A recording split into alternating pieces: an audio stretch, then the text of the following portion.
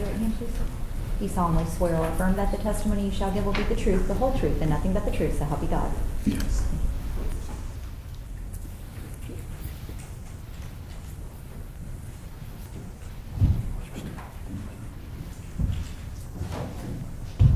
You may proceed. Thank you, Your Honor. Good morning, sir. If you'd please tell the members of the jury your name. Jahvaris Fulton, Mr. Fulton, how old are you? 22, In what city do you currently live? Miami. Can I ask you to scoot up just a little bit so we can get you into that microphone? How long have you lived in the Miami area? All my life.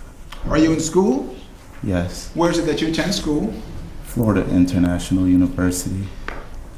And what year will you be at FIU this coming fall? This will be my senior year. Do you have a major? Yes. And what is that? Information technology. And are you a full-time student? Yes. Are you related to Trayvon Martin? Yes. How so? That's my brother. And are you older or younger than Trayvon Martin? Older. How much older? About 4.5 years. What is your mother's name? Sybrina Fulton. And what is your, are you related to Tracy Martin? Yes. How are you related to Tracy Martin? That's my dad. Is he your biological father? No. Why do you call him your dad? Well, he's the only dad I know. I grew up with him. Did you and Trayvon Martin grow up together? Yes.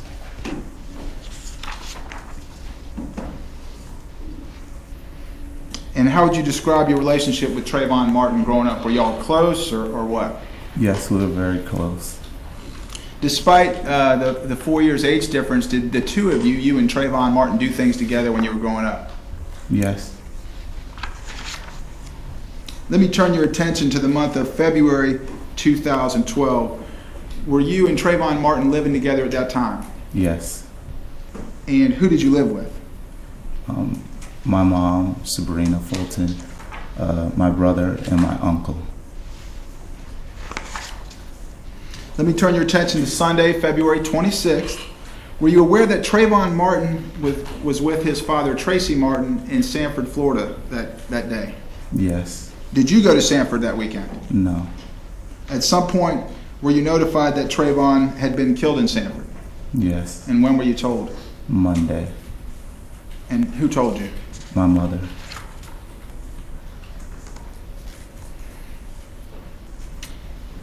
Since your brother's death, have you had an opportunity to hear a tape that contains screaming and a gunshot? Yes. Can you estimate for the members of the jury approximately how many times you've heard that tape? Anywhere between 10 to 15 times. And how have you heard it? Have you heard it on a computer, on TV, on the internet, or what? I've heard it from a computer and from TV. And do you recognize any voices on that tape? Yes. Whose voice do you recognize? My brother. Trayvon's? Yes. What parts of the recording do you recognize as your brother's voice? The yelling and the screaming. Had you ever heard Trayvon Martin yell or scream as the two of you were growing up? I've heard him yell, but not like that, but yes. Your Honor, that's all I have. Thank you. Thank you, Crump. Yes, how are you? Good morning, sir. Good morning. You actually were not as certain that it was your brother's voice when you first heard it, though, correct? Correct.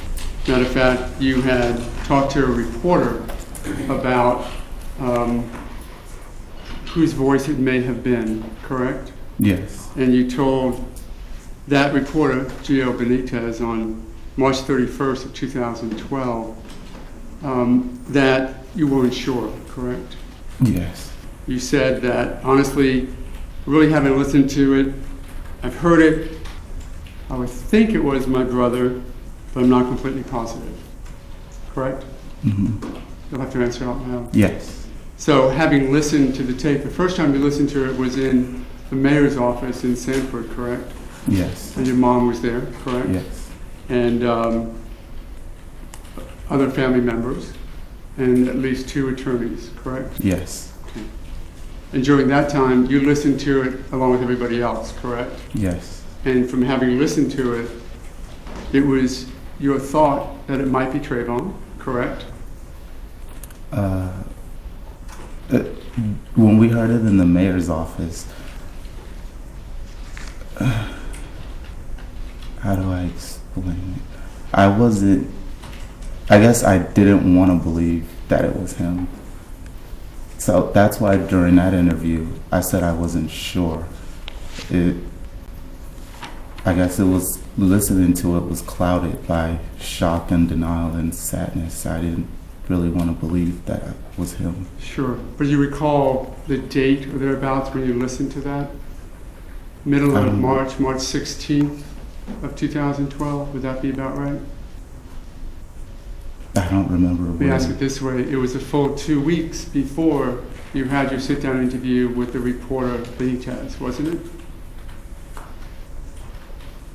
I'm not sure. Okay. If I were to, I mentioned a moment ago that the interview was on CBS Miami Channel 4 on March 31st. Do you have any reason to contest that? No, I'm not sure of the dates. Okay. And I mentioned also that the tape, and we'll find this out from other witnesses, that the tape was played for the family on March 16th or thereabouts. So would you have any reason to contest that? No. So if that was about 2 weeks, did you listen to the tape in between? Probably not. In the 2 weeks? Guessing no. I'm sorry? I'm guessing no. Well, the reporter actually played the tape, didn't he? When you were there? I'm not sure. Actually, I'm not sure of the time you're talking about anymore. Okay. Let me ask it this way then. Do you recall sitting down with Gio Benitez, a reporter for CBS Miami Channel 4, and talking to him about who you thought may or may not have been on the tape? Yes, Do you remember that event? I remember. I'm sorry? Yes, I remember. And that was the event I talked about earlier, where your first answer to him, his question was, who did you hear crying for help? Remember that question? No? I don't remember the question. Okay. Then what I'd like to do, with the court's indulgence, is to play that recording for you and ask if you remember the call at that point, or the TV program at that point. Judge, I object to that as being improper impeachment. We would need to do that first outside the presence of the jury for I that understand. purpose. So ladies and gentlemen, if you'll please put your notepads face down, follow Deputy Jarvis back into the jury room.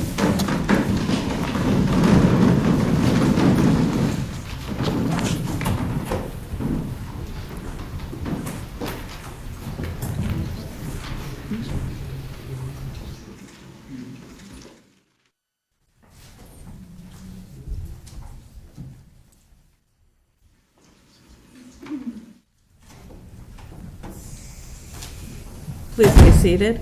Sure.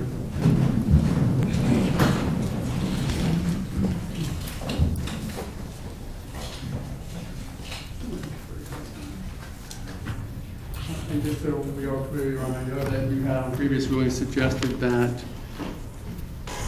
it needs to be played outside the jury. I think that he has now denied the question and answer, and I think it is proper impeachment to play his own words for I the think jury. he said he wasn't sure, and if the rules of impeachment require that you show the witness the statement or let them listen to the statement, and that's done to themselves, and since it's going to be played in open court, the jury needed to be removed.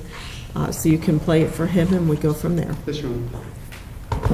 And Judge, just for the record, I believe the witness's answer was that he told the reporter that it wasn't positive, it was his brother's voice. So I think this is not going to be proper impeachment because I think it's consistent with what he said in court. Let him listen to it.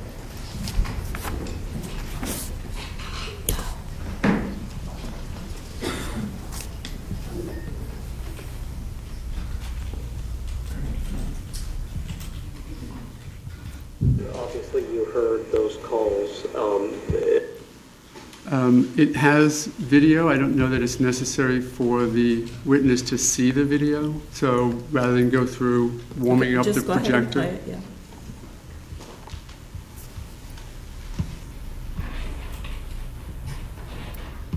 Obviously, you heard those calls, and I know because you mentioned the cries for help.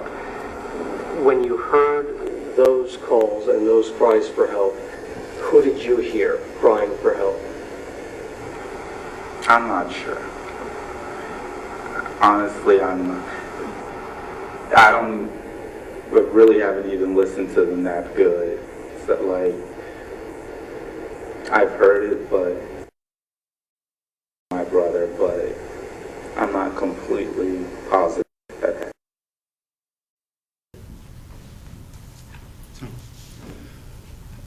For these purposes, does that assist you in remembering the conversation you had with Gio Benitez?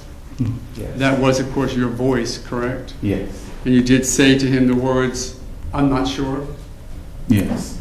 So at that, I think that is for the purpose of impeachment, but I am going to renew my request that based upon his equivocation concerning his answers to Mr. Well, I need to hear his answer to the original question because the state is saying that he answered similarly. So if the court reporter could take a moment to read it back. And as she's doing that, I think when I said to him his words, he said yes. But then when I asked him again later, so I think the later question is the more relevant one, he said, "I really don't remember." And it was for that reason that I broke and wanted to remind him. So yes, the first question he did, but then he equivocated towards the end of his testimony. Judge, I think his answer, if I don't know, was, do you remember the reporter asking you the question, that particular question? But he did not equivocate about what his answer was. He said his answer was he wasn't sure at the time, which is what he said here today. Thank you. If y'all will just not say anything so the court reporter can look back.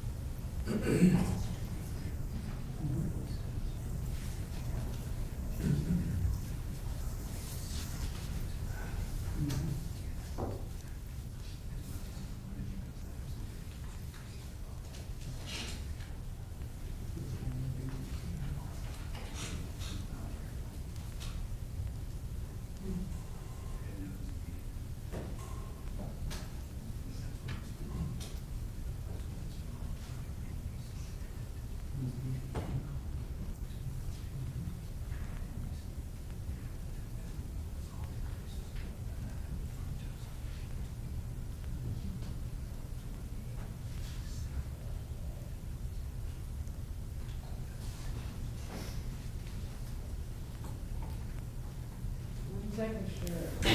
What question you're referring to? I'll just read this question. Good morning, sir. Not to interrupt you, I think it was literally that question. It was the first question I asked him. Okay. Answer question. You actually were not as certain that it was your brother's voice when you first heard it, though, correct? Answer, correct. Question, as a matter of fact, you had talked to a reporter about whose voice it may have been, correct? Answer, yes. Want me to keep going? Yes, I want. Question, and you told that reporter, Gio Benitez, on March 3rd, 2012, that you weren't sure, correct? Answer, yes. Question, you said that honestly, well, you haven't listened to it. I've heard it. I would think it was my brother, but I'm not completely positive, correct? Answer, uh-huh. Question, you have to answer out loud. Answer, yes. This would be impeachment of a collateral matter as to whether or not the question was asked, but his answer is the same. I would ask that the court reporter, my concern was that he equivocated when I asked him just at the end of the examination before he took a break. So maybe we can have the last 3 or 4 questions just Okay. so it's in context.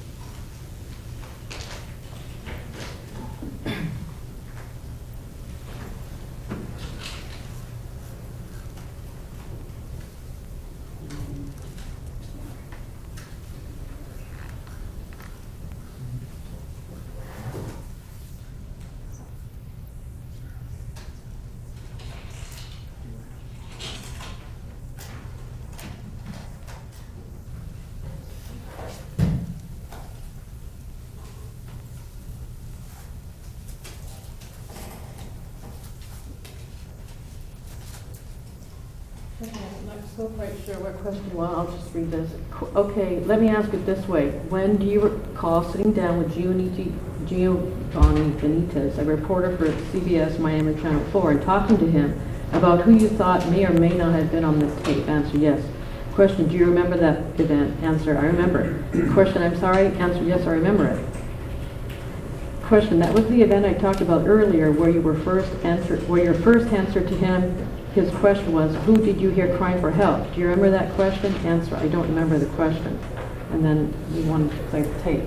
So whether he remembered the question is a collateral matter, his answer was the same, that he told the reporter that he wasn't sure, whatever words were used. So that's not necessarily, that's not impeachment, it's a collateral matter of what the reporter may have asked.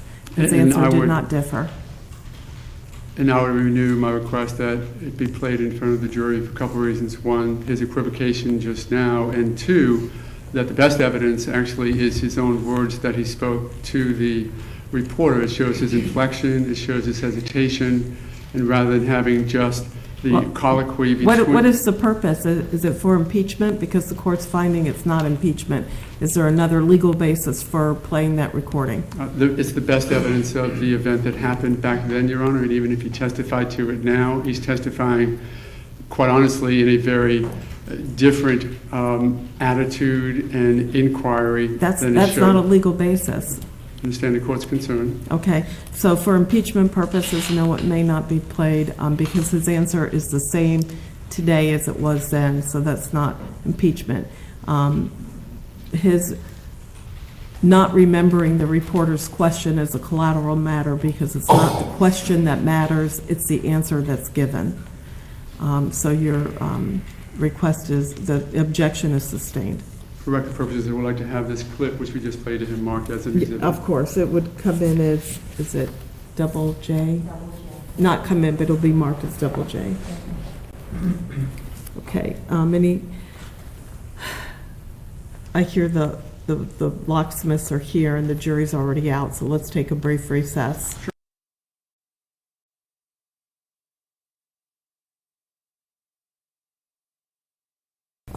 Go back to where you were, but you cannot discuss your testimony with anybody, okay? All right. Court will be in recess until further notice.